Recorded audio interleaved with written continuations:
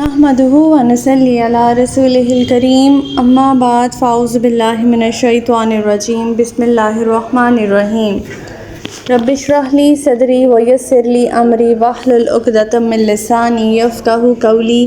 السلام علیکم ورحمۃ اللہ وبرکاتہ۔ صراط مستقیم میں آپ سب کو خوش آمدید۔ پچھلے سبق میں ہم نے پڑھا تھا کہ اللہ تعالیٰ فرماتے ہیں کہ جب جہاد کا حکم دیا گیا بنی اسرائیل کو تو انہوں نے ٹال مٹول سے کام لیا اور انہوں نے کہا کہ فلسطین کے جو حالات ہیں وہاں پہ جبار قسم کے لوگ رہتے ہیں اور ہم ان کا مقابلہ کرنے کے لیے بالکل تیار نہیں ہے۔ پہلے وہ لوگ وہاں سے نکلیں گے پھر ہم ان کے ساتھ مقابلہ کریں گے اور وہاں جائیں گے۔ اللہ تعالیٰ فرماتے ہیں کہ اب یہ زمین ان پر 40 برس کے لیے حرام کر دی گئی ہے، اتنی مدت یہ لوگ زمین میں مارے مارے پھریں گے، لہٰذا ایسے نافرمان لوگوں کی حالت پر غم نہ کرنا۔ حضرت موسیٰ علیہ السلام سے مخاطب ہوتے ہوئے اللہ تعالیٰ نے فرمایا تھا۔ پھر اللہ تعالیٰ فرماتے ہیں کہ آدم علیہ السلام کے جو 2 بیٹے تھے حابیل اور قابیل، ان کا قصہ ہمیں سناتے ہیں کہ ایک نے جو ہے وہ دوسرے کو قتل کر ڈالا کیونکہ اس کی قربانی ایک تو اللہ کی راہ میں قبول نہیں ہوئی تھی، دوسرا یہ کہ وہ نکاح کرنا چاہتا تھا جس لڑکی کے ساتھ اس کا مستحق حابیل تھا، قابیل نہیں۔ تو پھر کیا کرتا ہے کہ قابیل جو ہے وہ حابیل کا قتل کر دیتا ہے۔ حابیل کہتا ہے کہ اگر تم مجھے مار ڈالنے کے لیے میری طرف اپنا ہاتھ بڑھاؤ گے میں پھر بھی تمہاری طرف ہاتھ نہیں بڑھاؤں گا تمہیں قتل کرنے کے لیے، کیونکہ میں اللہ رب العالمین سے ڈرتا ہوں۔ میں چاہتا ہوں کہ تو میرا اور اپنا گناہ سب کچھ سمیٹ لے اور اہل دوزخ سے ہو جائے، اور ظالم لوگوں کی یہی سزا ہے۔ ہم نے پڑھا تھا کہ جو قاتل ہوتا ہے اسے مقتول کے گناہ بھی سونپ دیے جاتے ہیں اور ظالم لوگ جو ہیں وہ دوزخ میں جاتے ہیں اور ان کا وہیں ٹھکانہ ہوتا ہے۔ بالآخر جو قابیل ہے اس کے نفس نے اس کو مجبور کیا اور اس نے اپنے بھائی کا قتل کر ڈالا اور اس نقصان اٹھانے والوں میں سے ہو گیا۔ ہمارا آج کا سبق آیت نمبر 31 سے لے کر آیت نمبر 35 تک ہے، تو آج کا سبق شروع کرتے ہیں۔ بسم اللہ الرحمن الرحیم۔ فَبَعَثَ اللَّهُ غُرَابًا يَبْحَثُ فِي الْأَرْضِ لِيُرِيَهُ كَيْفَ يُوَارِي سَوْآتَ أَخِيهِ قَالَ يَا وَيْلَتَىٰ أَعَجَزْتُ أَنْ أَكُونَ مِثْلَ هَٰذَا الْغُرَابِ فَأُوَارِيَ سَوْآتَ أَخِي فَأَصْبَحَ مِنَ النَّادِمِينَ۔ پھر اللہ نے ایک کوا بھیجا جو زمین کو کورید رہا تھا تاکہ اس قاتل کو دکھائے کہ وہ اپنے بھائی کی لاش کیسے چھپا سکتا ہے۔ کوے کو دیکھ کر وہ کہنے لگا، افسوس میں تو اس کوے سے بھی گیا گزرا ہوں کہ اپنے بھائی کی لاش کو چھپا سکتا۔ ازرہ بعد میں وہ اپنے کیے پر بہت نادم ہوا۔ دنیا میں پہلا قتل کیا قابیل نے اور وہ بھی ناحق۔ قابیل نے اپنے نیک سیرت بھائی کو جب مار ڈالا تو تھوڑی دیر بعد لاش میں بدبو پیدا ہونے لگی۔ اب اسے سمجھ میں نہیں آ رہی تھی کہ وہ اس لاش کا کیا کرے۔ روئے زمین پر نوع انسانی میں یہ پہلا قتل تھا اور وہ بھی ناحق قتل تھا، اور اس وقت تک ابھی کوئی انسان مرا بھی نہیں تھا، ورنہ اگر انسان کی لاش کو دفن کرنے کا طریقہ معلوم ہوتا تو قابیل اس سوچ میں نہ پڑتا۔ بالآخر اللہ تعالیٰ نے اس کی رہنمائی کے لیے 2 کوے بھیجے جو آپس میں لڑ رہے تھے۔ ان میں سے ایک کوے نے دوسرے کو چونچے مار کر ہلاک کر دیا۔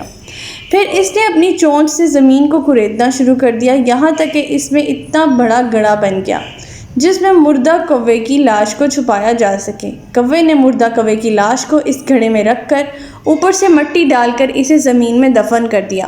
قابیل یہ سارا منظر دیکھ رہا تھا۔ اس وقت وہ سوچنے لگا کہ مجھ میں اس کوے جتنی عقل بھی نہیں۔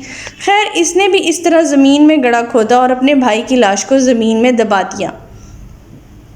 اب جب وہ لاش کو دبا چکا تو اس کا نفس اسے ملامت کرنے لگا کہ ایک نیک سیرت اور شفیق بھائی اس سے ہمیشہ کے لیے جدا ہو گیا ہے۔ وہ اس بات پر بھی ندامت ہوا اور اس پر اپنے بھائی کو قتل کر کے انتہائی ایک وحشیانہ جو حرکت اس نے ارتکاب کیا تھا اس کے اوپر اس کو بہت زیادہ شرمساری محسوس ہونے لگی اور بہت ہی وہ جو ہے وہ نادم ہوا، اپنے کیے پر پچھتانے لگا۔ آیت نمبر 32۔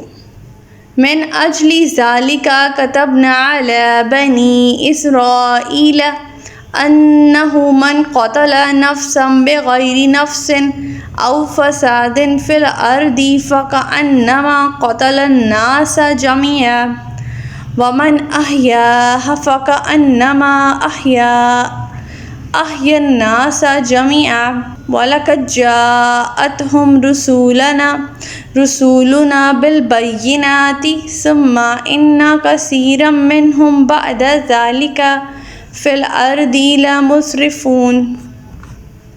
اسی وجہ سے ہم نے بنی اسرائیل کے لیے تورات میں لکھ دیا تھا کہ جس شخص نے کسی دوسرے کو علاوہ جان کے بدلے یا زمین میں فساد برپا کرنے کی غرض سے قتل کیا تو اس نے گویا سب لوگوں کو ہی مار ڈالا، اور جس نے کسی کو قتل ناحق سے بچا لیا تو گویا سب لوگوں کی زندگی کا موجب ہوا، اور ان کے پاس ہمارے رسول واضح دلائل لے کر آتے رہے، پھر بھی ان میں سے اکثر لوگ زمین میں زیادتیاں کرنے والے ہیں۔ اب شریعت نے جن 3 صورتوں میں قتل کو جائز قرار دیا ہے وہ کون سی ہیں؟ نمبر 1، قتل کے بدلے قتل یعنی قصاص۔ دوسرا، شادی شدہ مرد یا عورت اگر زنا کرے تو حد قائم کرنے کی صورت میں انہیں رجم کر کے مار ڈالنا، اور تیسرا، ارتداد کے جرم میں قتل کرنا۔ ان تینوں صورتوں کے علاوہ جو بھی قتل ہوگا وہ قتل ناحق ہوگا اور فساد فی الارض کے ضمن میں آئے گا۔ اور ایسے ہی قتل کے متعلق یہ لکھا گیا ہے کہ جس نے ایک آدمی کو بھی ناحق قتل کیا گویا اس نے سب لوگوں کو قتل کیا، اور اگر کسی نے کسی ایک کی جان بچائی اس نے گویا تمام دنیا کے انسانوں کی جان بچائی۔ اب یہاں پر اللہ تعالیٰ فرماتے ہیں کہ اس جرم کی سزا کا اظہار جو ہے وہ بنی اسرائیل کیونکہ اس جرم کا ارتکاب کرتے رہتے تھے، اس لیے بطور خاص انہیں تنبیہ کی گئی کہ اس جرم کے برعکس اگر کوئی شخص کسی کو ملزومانہ موت سے نجات دلا کر بچا لیتا ہے تو وہ اتنی ہی بڑی نیکی ہے گویا اس نے پوری انسانیت کو بچا لیا ہو۔ اب سیدنا عبداللہ بن مسعود رضی اللہ تعالیٰ عنہ کہتے ہیں کہ آپ صلی اللہ علیہ وسلم نے فرمایا، جو شخص بھی مظلوم قتل ہوتا ہے تو اس کے خون کا گناہ آدم کے بیٹے پر لاد دیا جاتا ہے، کیونکہ وہی پہلا شخص ہے جس نے قتل کو جاری کیا، اور یہ بخاری کی حدیث ہے۔ سیدنا انس کہتے ہیں کہ آپ صلی اللہ علیہ وسلم نے فرمایا، اپنے بھائی کی مدد کرو خواہ وہ ظالم ہو یا مظلوم۔ صحابہ نے عرض کیا، مظلوم کی مدد تو ٹھیک ہے مگر ظالم کی مدد کیسے کریں؟ فرمایا، ظلم سے اس کا ہاتھ پکڑ لو، یعنی اسے ظلم کرنے سے روکو، کسی حد تک اس کو رغبت دلاؤ کہ وہ نیک اور اچھا انسان بن جائے۔ بینات سے مراد معجزات انبیاء بھی ہو سکتے ہیں جن سے ان انبیاء کی نبوت کی تصدیق ثابت ہوتی ہے، یعنی انبیاء کی تصدیق ہو جانے کے بعد بھی بنی اسرائیل ان کا انکار کرتے رہے، ان سے دشمنیاں رکھیں، ان کی راہ میں روڑے اٹکائے، یہاں تک کہ انہیں قتل ناحق کیا۔ بینات سے مراد واضح احکام ہے، وہ واضح احکام جو ٹھیک ٹھیک اللہ تعالیٰ نے ہم تک پہنچا دیے ہیں۔ اب جو شخص ان سے سرکشی کرے گا وہ فساد فی الارض کے مرتکب ہوں گے اور ان کا ٹھکانہ جہنم ہوگا۔ آیت نمبر 33، انما جزاء الذین یحاربون اللہ ورسولہ ویسعون فی الارض فسادا ان یقتلوا او یصلبوا او تقطع ایدیہم وارجلہم من خلاف او ینفوا من الارض ذالک لہم خزی فی الدنیا وَلَهُمْ فِي الْآخِرَةِ عَذَابٌ عَظِيمٌ۔ جو لوگ اللہ اور اس کے رسول سے جنگ کرنے اور زمین میں فساد برپا کرنے کے لیے دوڑ دھوپ کرتے ہیں، ان کی سزا تو یہی ہو سکتی ہے کہ انہیں اذیت کے ساتھ قتل کیا جائے، یا سولی پر لٹکا دیا جائے، یا ان کے ہاتھ اور پاؤں مخالف سمتوں سے کاٹ دیے جائیں، یا انہیں جلا وطن کر دیا جائے۔ ان کے لیے یہ ذلت تو دنیا میں ہے ہی، اور آخرت میں انہیں بہت بڑا عذاب ہوگا۔ یعنی 4 صورتیں اللہ تعالیٰ نے بتائی ہیں کہ جو لوگ اللہ اور اس کے رسول سے جنگ کرنے اور زمین میں فساد برپا کرنے کے لیے ہر ٹائم کوشش کرتے ہیں، پروپیگنڈے کرتے ہیں، تو کیا ان کی سزا ہوگی؟ انہیں اذیت دی جائے گی اور قتل کر دیا جائے گا۔ نمبر 2، سولی پر لٹکایا جائے گا، یا ان کے ہاتھ اور پاؤں مخالف سمتوں میں کاٹ دیے جائیں گے، یا انہیں جلا وطن کر دیا جائے گا۔ یہ تو سب ہیں دنیا کی سزائیں، اور آخرت میں تو ان کے لیے عذاب تیار ہی ہے۔ آیت نمبر 34، إِلَّا الَّذِينَ تَابُوا مِن قَبْلِ أَن تَقْدِرُوا عَلَيْهِمْ فَاعْلَمُوا أَنَّ اللَّهَ غَفُورٌ رَحِيمٌ۔ مگر جو لوگ توبہ کر لیں قبل اس سے کہ تم ان پر قابو پاؤ، انہیں یہ سزائیں نہیں دی جائیں گی۔ تمہیں علم ہونا چاہیے کہ اللہ بڑا بخشنے والا اور رحم کرنے والا ہے۔ اب اس کی بھی یہ دو صورتیں ہو سکتی ہیں. ایک یہ کہ کوئی شخص حالت کفر میں فساد فی الارض کرتا رہا، پھر مسلمان ہو کر مسلمانوں کے پاس آ گیا اور اپنی تمام سابقہ عادات جو ہیں وہ ترک کر دیں، ختم کر دیں. اس سے سابقہ گناہوں پر مواخذہ نہیں ہوگا، کیونکہ اسلام لانا ہی ایسا عمل ہے جو اپنے سے پہلے گناہوں کو ختم کر دیتا ہے. اب دوسری صورت کون سی ہے؟ کوئی شخص اسلام لے کر آیا ہے، پھر بھی فساد کا مجرم رہا، لیکن بعد میں اس نے توبہ کر لی اور امن پسند اور مطیع ہو گیا، تو اس کے سابقہ گناہوں کا سراغ لگا کر اسے سزا نہیں دی جائے گی. اس سے سرکاری جرائم تو معاف ہو جائیں گے، لیکن بندوں کے جو حقوق اس نے غصب کیے ہیں ان کی تلافی بہرحال اس کے ذمہ ہے، خواہ ان کی ادائیگی کرے یا معاف کروا لے. آیت نمبر 35. یا ایہا الذین آمنوا اتقوا اللہ وابتغوا الیہ الوسیلۃ وجاہدوا فی سبیلہ لعلکم تفلحون. اے ایمان والو، اللہ سے ڈرتے رہو اور اس کے حضور باریابی کے لیے ذریعہ تلاش کرو اور اس کی راہ میں جہاد کرو تاکہ تم کامیاب ہو سکو. جو بھی ذریعہ یا سبب اللہ تعالیٰ کا قرب حاصل کرنے کے لیے اختیار کیا جائے گا اسے وسیلہ کہتے ہیں. وسیلے کی دو ہی جائز صورتیں ہیں. یہ سب سے امپورٹنٹ آیت ہے، اسے سمجھنا بہت ضروری ہے. دو جائز صورتیں ہیں. ایک یہ ہے کہ کسی زندہ شخص کو اپنی دعا کی قبولیت کے لیے وسیلہ بنا لیا جائے، اور اس کی دلیل ہمیں درج ذیل حدیث سے معلوم ہوگی. چنانچہ سیدنا انس بن مالک رضی اللہ تعالیٰ عنہ فرماتے ہیں کہ سیدنا عمر کے زمانے میں جب قحط پڑا تو سیدنا عباس کے وسیلے سے دعا کرتے اور کہتے، یا اللہ، پہلے ہم تیرے پاس اپنے پیغمبر کا وسیلہ لایا کرتے تھے تو پانی برساتا تھا، اب اپنے پیغمبر کے چچا کا وسیلہ لائے ہیں، ہم پر پانی برسا. راوی کہتا ہے کہ پھر بارش ہو گئی، اور یہ بخاری کی صحیح حدیث ہے. اس کی دوسری صورت یہ ہے کہ اپنے ہی نیک اعمال کا وسیلہ بنانا. بہت زیادہ دلائل اس کے بارے میں بھی موجود ہیں.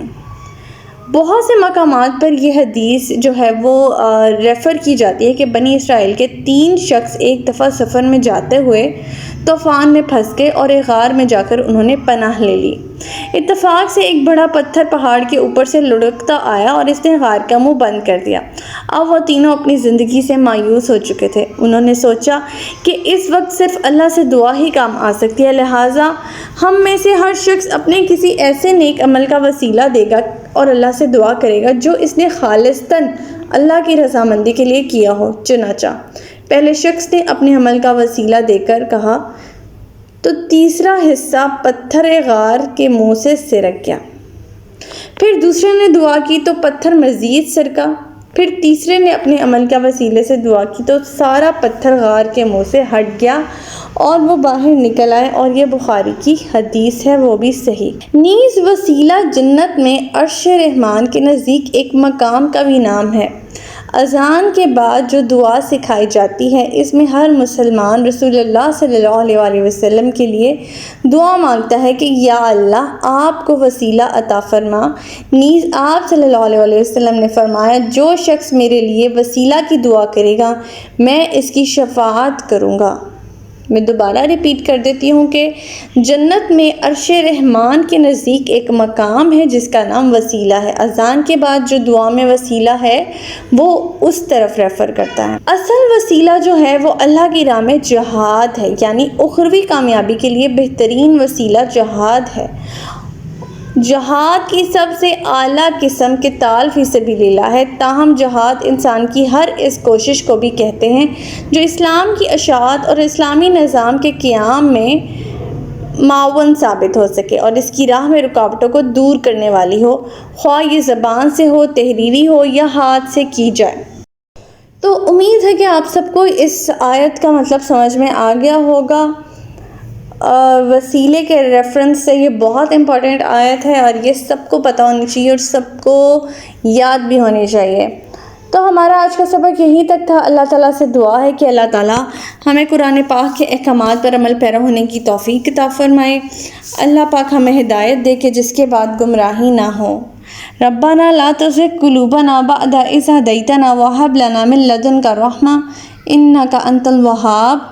سبحانک اللہم و بحمدک استغفرک و اتوب الیک۔ السلام علیکم ورحمۃ اللہ وبرکاتہ۔